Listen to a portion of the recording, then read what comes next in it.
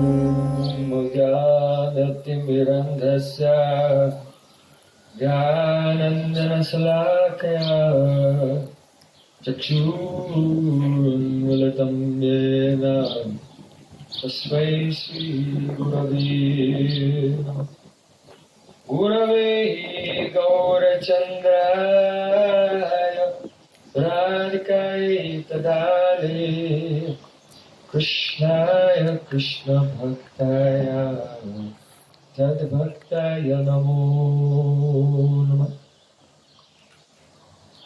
First of all, I offer my most humble prostration thousands of times at the lotus feet of my holy master, my spiritual master, Nityalila Parishtam Vishnupad Ashtol Tarasatsi Simat Rupanuga Charivarya Srila Bhaktisiddhanta Narayan Goswami Maharaj. And secondly, I bow down thousands of times to the Guru of my Guru and his Guru and his Guru and all the great saints in our tradition, going back thousands of years to see Krishna, by whose diligent endeavor and causeless mercy the transcendental knowledge of the Vedas descends from ancient time into this world on this very day. And finally, I pay my respect to our most revered speaker this evening, Pujpat Sri Bhaktivinoda Udayan Goswami Maharaj. Our Sabapati chairperson, Sri Rangapuri Prabhu. And the organizer of this program, I express my great gratitude to Dhamaraj Prabhu. And I offer my most reverential obeisance to all of you, my very dear brothers and sisters, on this path of spiritual life. So there's an idiom in Sanskrit literature, mitam cha saram cha vacho vivagmita, that essential truth spoken very succinctly, very precisely, that is true eloquence. So I'll try to present something very essential, but also very briefly. So Prabhupada Srila Bhaktisiddhanta Sarasvati Thakura, he was born, that means he appeared in this world on the 6th of February in 1874 in India. He was born in a very aristocratic family. His father was recognized as a great saint in India at that time. And though he excelled in academic studies, he left those academic studies to dedicate himself fully to the service of God. So he was extremely charismatic.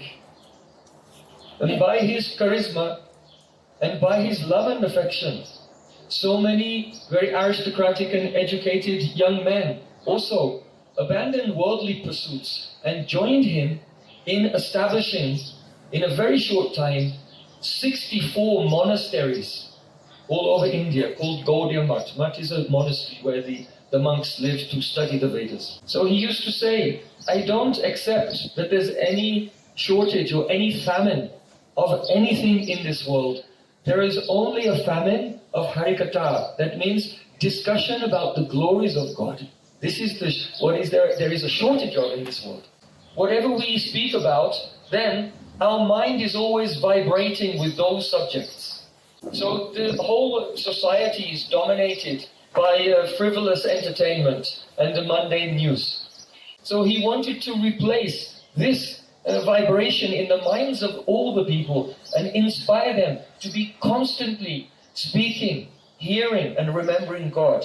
So in pursuit of this goal, he was extremely energetic and he inspired others to be very, very energetic. And they began to publish journals discussing the glories, the beauty, the mercy and the qualities of God. And these journals were monthly journals, bi-monthly journals, weekly journals, and he even made Dainik Nadya Prakash, a daily newspaper of the discussion of the glories of God that he worships in the original form of Shri Krishna. So perhaps you know that the Sanskrit language is the origin of the family of Indo-European languages. So English, Spanish, Italian, all these languages, Russian, Lithuanian, all these languages have their origin in Sanskrit. So in the Oxford English Dictionary, there's a word. I'll not tell you what the word is. I'll only tell you what the definition of the word is. So that definition is impelling beauty that inspires devotion. So this word, it's the same whether it's in English, Latin, Russian, French, Italian, German. The word is pronounced in the same way, and it means impelling beauty that inspires devotion. So my question to you, what is that word? Any guesses?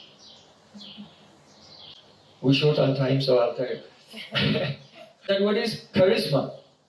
Impelling beauty that inspires devotion. So it comes from the Sanskrit word Krsna.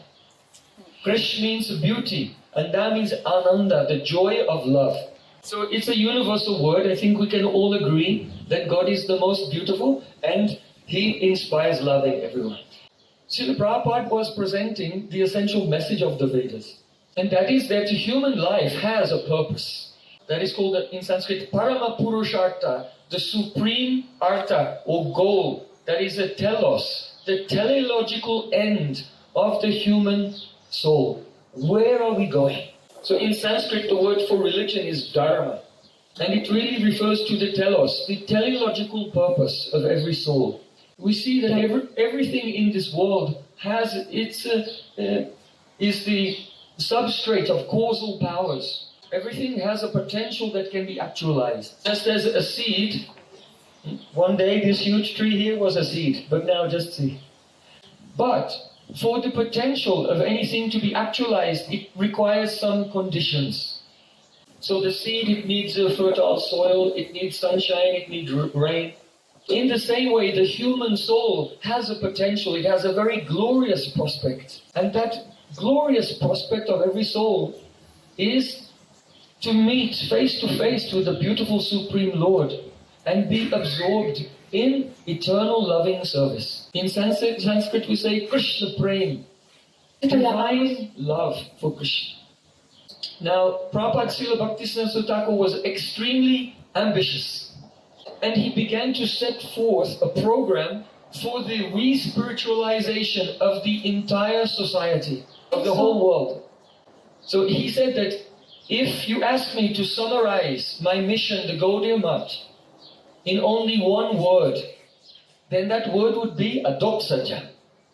Adoksaja means that supreme being who is beyond the purview of our physical material senses. So his point is that everyone is engaged in some activity, but if we serve the visible things of this world, because they are all perishable, by serving the perishable visible things, we will also perish. So it's necessary for the human being to learn how to use his energy in the service of God who is beyond the perishable world. So the Vedas boldly declare, Shrinvantu Vishve Amritasya Putraha. Oh, everyone, please listen to this. You are the sons of Amrita, immortal nectar. It means that God is the embodiment of immortal joy, and we're all related to Him. And so, just as a son receives, he naturally inherits the glory of his father. So those who will serve God, they will also inherit the glory of God. So every person, you are all like princes and princesses. A prince has two ways to inherit the glory of his father's kingdom. One is to try to usurp the kingdom, and the other one is just to lovingly serve his father, and it will automatically come to him. So when we make ourselves the center of the universe and try to live the hedonistic life, this is actually usurping the position of God, who is actually the center of all existence. So this will fail. It is better to pursue the path of loving service to God, then we'll attain our perfection. So the Vedas give a prescription for the spiritualization of the whole of society. In the modern secular society, then mainly everyone is engaged in economic activities, and religion is like some optional accessory. But the Vedas, they teach us how to make the religion or service to God the center of our life, that our spiritual activities pervade everything that we do 24 hours a day. So you may say, I am not a monk, I have to do a job. I don't have time 24 hours a day. But the Vedas say, Neha yat karma dharmaya, na viragaya kalpate, na tirthapada sevayai, jivan api mrito hi saha. The meaning is that if we perform our job, our occupation, just not to get enjoyment for ourselves, but as a sense of duty, as a sacrament for the pleasure of God, then even our daily activities become sanctified. So in this way, karma, that means reward-seeking activities, can be transformed into dharma, the duty performed for the pleasure of God. When we make all of our activities of the sacramental nature, the result is that our pride, our ahankara, ego, gradually becomes reduced, and we develop the ability to discriminate between the flesh of the body and the spirit of the Atma, the soul. That this power of discrimination will come to anyone. And then a person who has developed a very profound conviction that actually I am a spiritual being, they can dedicate themselves to prayer and meditation, contemplation upon God. So this is the way, the opportunity for every living entity to make that actualization of their potential from their daily life to the absorption in love of God. So the Vedas say, Jivan api mrito hi saha. If a human being is not directing all of his activities to attain his glorious prospect, then even though that person seems to be alive, he is actually dead. Because he will die, and in Vedic culture the consideration is that one will attain rebirth and die again and again and again, and live in a state of separation from the Supreme Lord. Now, at the center of the mission of Prabhupada Srila Bhaktisiddhanta Thakura was a very vigorous effort to popularize Onomatodoxy. Onomatodoxy is the theological term which defines the principle that the name of God and God Himself are non-different. As it is said in Sanskrit, God and the name of God are non-different. They are the same. So we accept that the Vedas are eternal, they have no beginning. But even modern scholars, they say that the Rig Veda is at least from 1500 years BC. So in the Rig Veda he said, Om Asya Jananto Namachid Vivaktana Mahaste Vishnu Sumatim Bhajamahe Om Tat Sat. The saints are praying, Oh my Lord, we know you exist, but we have not realized you fully. But how wonderful it is that simply by repeating your holy names, gradually we will have full realization of your beautiful glories. So this principle of onomatodoxy is not only there in Vedic culture, in the Vedas, but it's also found in Christianity. In the late 19th century, there was an Orthodox monk named Ilarion. He was living alone in the Caucasus Mountains. His daily practice was to just repeat the Jesus prayer continuously. Oh my Lord Jesus Christ, Son of God, have mercy on me, a sinner. This prayer. Gradually, he was repeating it, but he began to leave the part, have mercy on me, a sinner. He left this part. No, Son of God, he left this part. And finally, he was just vibrating, Christos, Christos, Christos, Christos.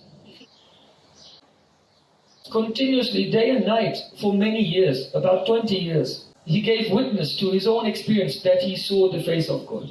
So he wrote a book about this, and this book made its way to Mount Athos, the island in Greece, where there is a very ancient monastery, Orthodox monastery. And it caused a great revolution. About half of the monks there took up that practice. But it was not appreciated by everyone, and after some time, some soldiers came with warships to the island from Russia and arrested half of the monks there who were following onomatodoxy, and they were banished. They were excommunicated. However, by the royal decree of the Tsar of Russia, they were later all pardoned, and they were allowed to again participate in their religious institution. The Iniaslavi, that means the worshippers of the holy name, they are accepted, but everyone does not agree on the subject. There's still some remaining controversy. So I want to say that the civil experience was there. Our Prabhupada Bhaktisiddhanta Thakura, from the year 1905 to 1915, for 10 years, he took a vow to chant 1 billion names of Krishna, 1,000 million names of Krishna, and he did that sequentially, chanting 300,000 names of Krishna every day for 10 years. This mantra, Hare Krishna, Krishna Krishna, Hare Hare, Hare Rama, Rama Rama, Hare Hare. And at that time, he has revealed that he had the realization of the spiritual world, the beautiful form of Krishna and his divine loving pastimes. So when he began his mission, he was not speaking theoretically about theology, but he was speaking from the platform of direct realization of the science of God. And he realized God not only as God is described in the Vedanta, Janma Dasya Yataha, the creator of the world, but he realized God as described in the Taittiriya Upanishad, Raso Vaisaha, means that God has a beautiful spiritual form. He is the supreme artist, supreme musician, the supreme romantic lover of all souls. So various saints have struggled to try to justify the Onomatodoxy, the taking full shelter of God through the chanting of His names.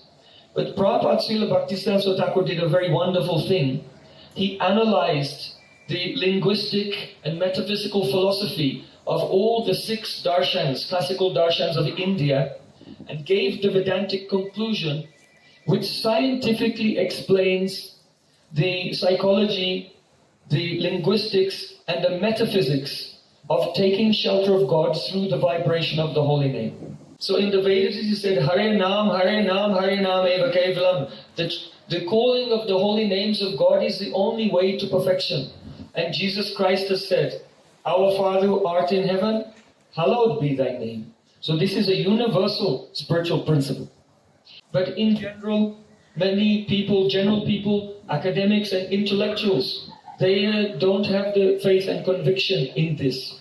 So Srila Prabhupada has described very elaborate and exact philosophy and justification of the glories of the holy name. So he did this in a presentation called Gaudiya Darshan. It will be very interesting for all theologians, linguists and philosophers. Almost 100 years passed and it was never translated. So this year, for the 150th anniversary of the appearance of Srila Prabhupada, I have translated that text into English, and here we have a Gaudiya Darshan. So I request those who are interested in prayer and the principles of praying to God through articulating His beautiful holy names in any religion, that if they study this, it will be very enriching to their spiritual life. And this is something that all religious leaders from all backgrounds can share with their communities to increase their devotion.